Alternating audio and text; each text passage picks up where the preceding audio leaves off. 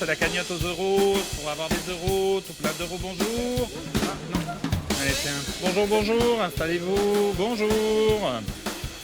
C'est la cagnotte aux euros, pour avoir tout plein d'euros. Bonjour, je suis Vincent Dussard de la Compagnie de l'Arcade et nous présentons aujourd'hui au Collège Lamartine à Soissons un projet qui s'appelle Consommer, c'est exister. 2,50 € de réduction sur les égouttoirs à asperges. Et top, c'est parti! Attention, mesdames et messieurs. Il faut avoir l'œil sur la pub, flairer la mode, pressentir l'avancée du progrès. Ah, bah ouais. C'est un boulot que de savoir acheter.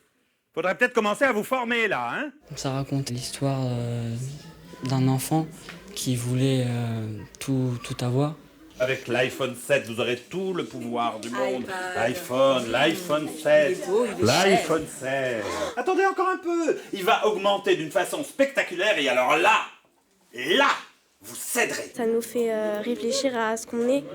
Est-ce qu'on existe si on achète plein de choses? Et alors?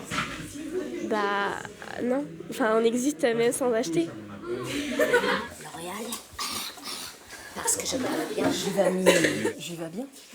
Un frigidaire, un joli scooter, un atomixer et d'un lopilo, un bel aérateur pour bouffer les odeurs. Quelquefois, j'étais un peu gênée par exemple quand ils étaient tout près de nous et quand ils chantaient. Heureusement qu'il y a Findus.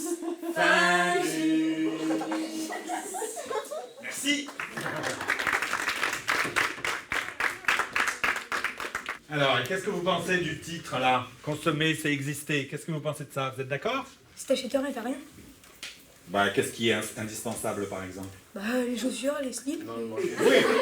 Mais par exemple, tu pourrais t'acheter une paire de bottes et pas une paire d'Adidas. Si on s'habillait comme il y a 40 ans, ce serait un peu la honte. Et alors, qu'est-ce qui se passerait, ouais? Le jugement des gens sans la connaître, la personne, est important dans ce monde.